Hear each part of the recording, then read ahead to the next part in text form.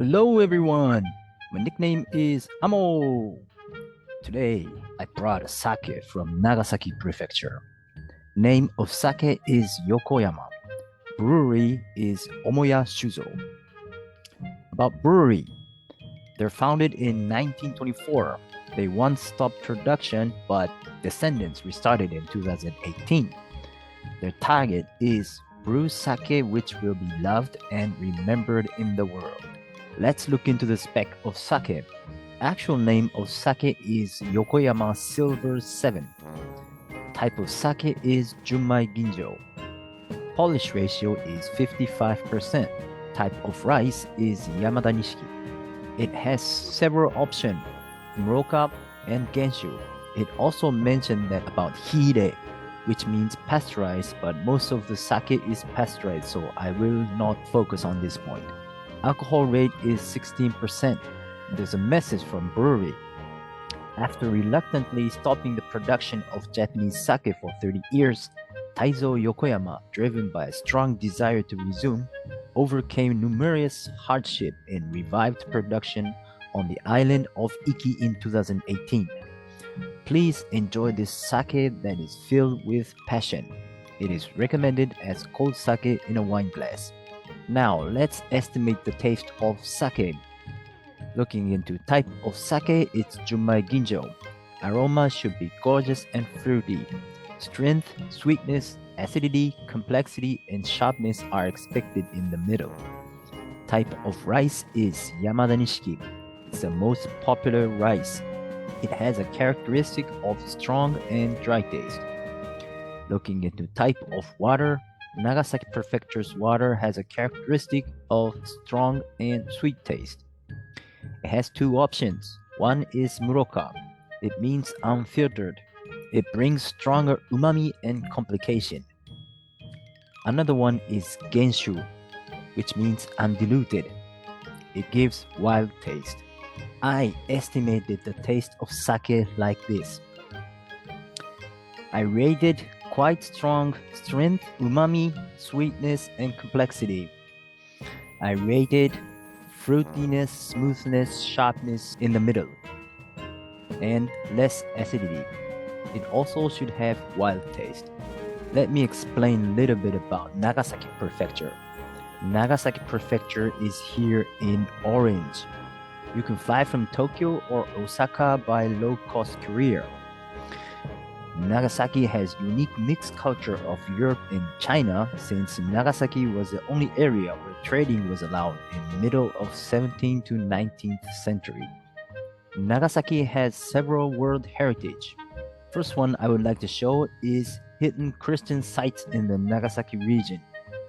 It has 12 components made of 10 villages, 1 castle remains, and 1 cathedral. Another one I would like to pick up is Gunkanjima. Actual name is Hashima. Gunkanjima is flourished as a coal mining community from 1890 to 1974. It is also modeled for the dead city in the James Bond movie Skyfall. Famous sightseeing places. Inasayama is famous for Japanese top 3 night view. And Kujukushima, which consists of 208 islands, it is the highest island density in Japan. I also need to highlight Nagasaki Peace Park. Nagasaki is another city beside Hiroshima which was attacked by atomic bomb. I hope world peace.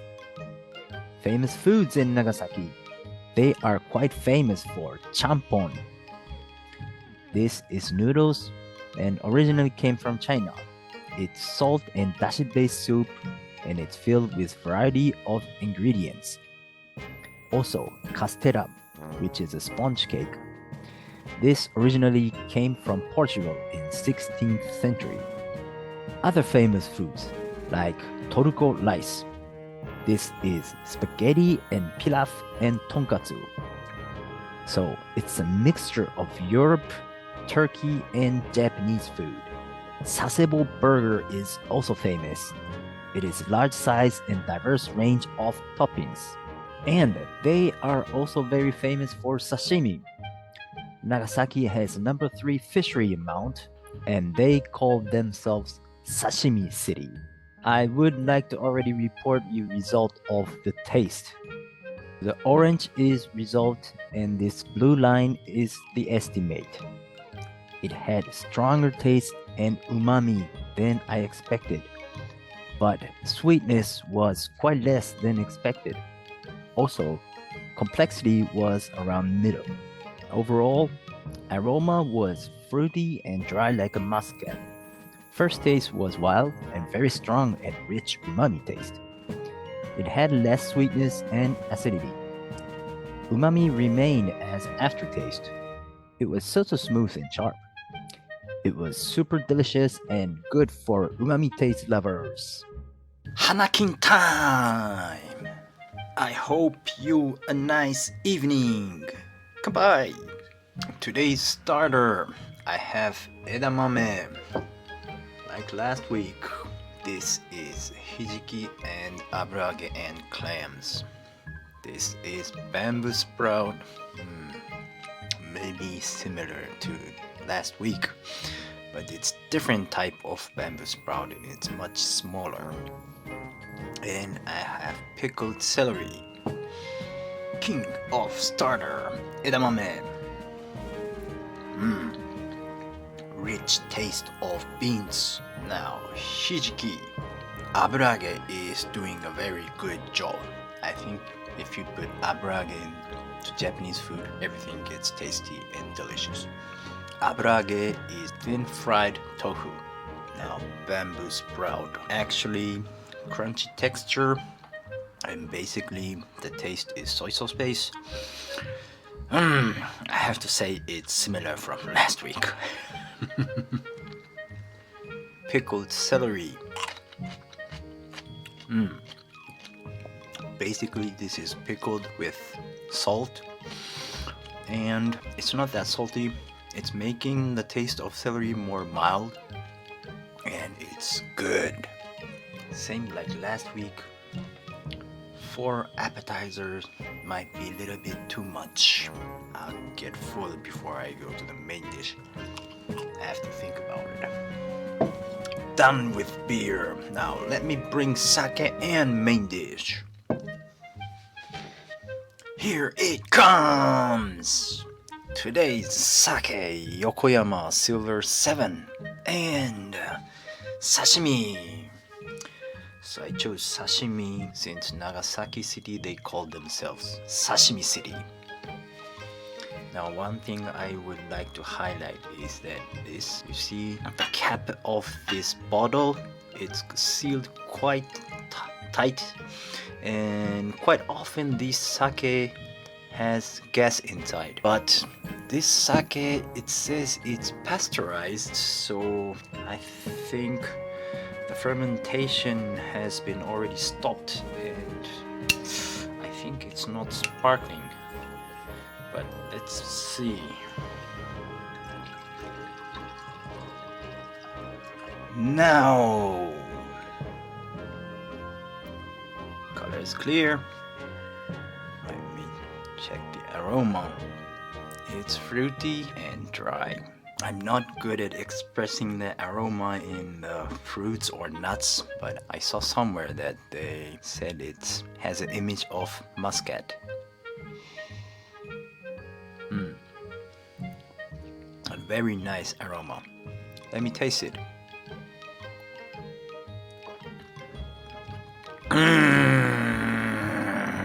Delicious. Now, let me try to explain the taste. First taste is very strong, and I think it's due to unfiltered and undiluted. It's a little bit wild. And next, strong umami comes. I don't feel so much sweetness. Acidity is also not that strong. Complexity wise, it's not that complicated. Strong umami remains on my tongue, so I would say sharpness in the middle. Smoothness, I would say 4. This is very delicious. Oh, by the way, so today's sashimi is bluefin tuna, yellowtail salmon, and red snapper. Am I right? Or like sea bream? I hope you understand what it is. Now let's start from honmaguro. Color is very beautiful red. Super delicious. This smooth texture. Then yellowtail. This yellowtail is also delicious. The taste is different from tuna. It also has umami. And let me move on to red snapper. This is rather more sensitive taste. Normally it fits with more light and dry sake, but for me any kind of sake is fine. And salmon. I think no need to explain the taste of salmon, since I think it's already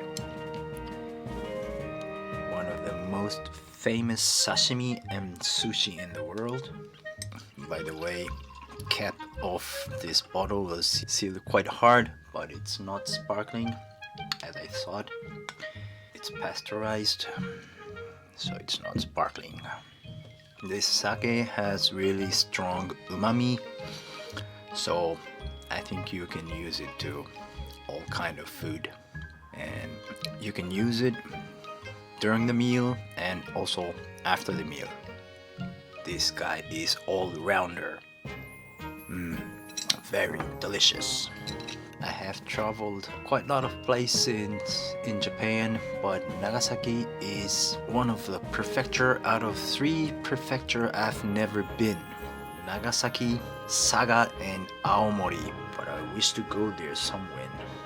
One of my best friends is from Nagasaki prefecture.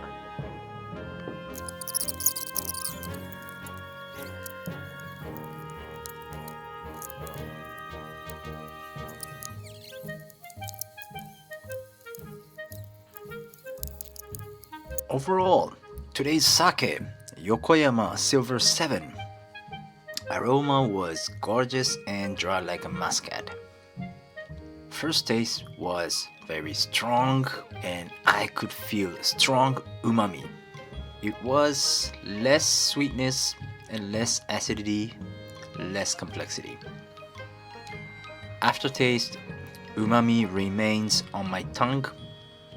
It was so smooth and so sharp. It was super delicious and good for umami taste lovers. Thank you for watching. See you next week. Please give me a big thumbs up if you like and subscribe my channel. Movies updates every Saturday. See you.